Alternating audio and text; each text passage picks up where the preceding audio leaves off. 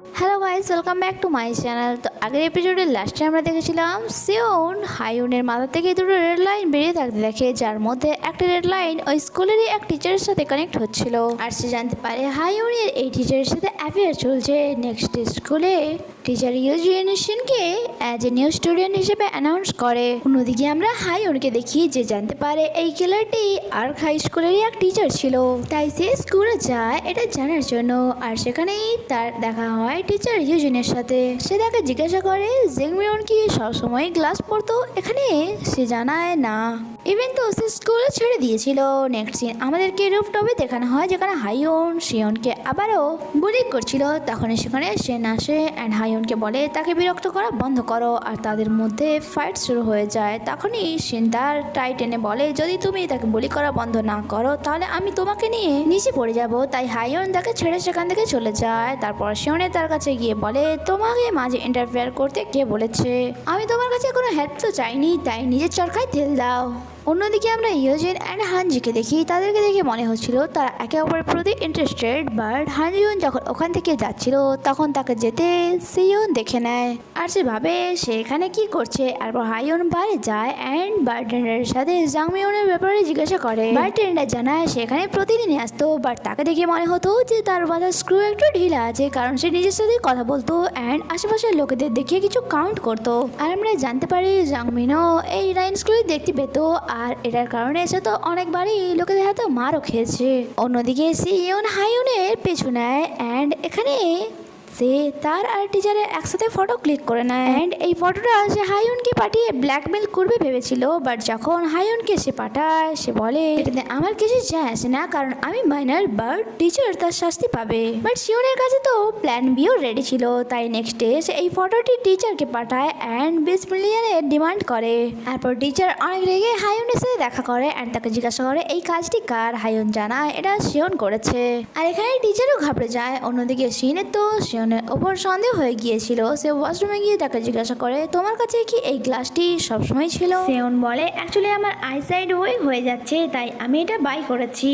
ওই চশমাটি শিন হাতে নিয়ে বলে তুমি এটা থেকে কি অন্য কিছু দেখতে পাচ্ছ?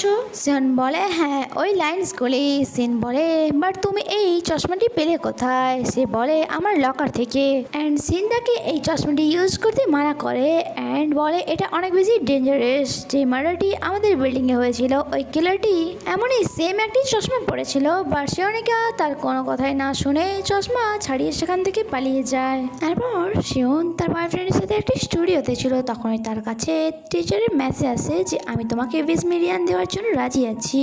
আর যা দেখি সে অনেক বেশি হ্যাপি হয়ে যায়। বাট আমরা জানতে পারি হাইউন তার পিছু করছিল অ্যান্ড সে চুপচাপ তার ব্যাগ থেকে চশমা বের করে নেয়, কারণ সে শিন অ্যান্ড শিওনের ওয়াশরুমে হওয়া কথা শুনে নিয়েছিল।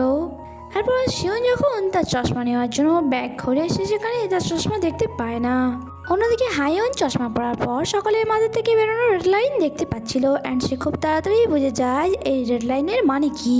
আর হঠাৎই একটি জোর আওয়াজ হয় আর হাইউনের সিন এখানেই কাট হয়ে যায়। অন্যদিকে শিওন তো সিনকে কল করে কথা শোনাচ্ছিল যে তুমি আমার চশমা নিয়েছো। সে তার উপর অনেক চাচায় আর বলে আমি স্কুল যাচ্ছি।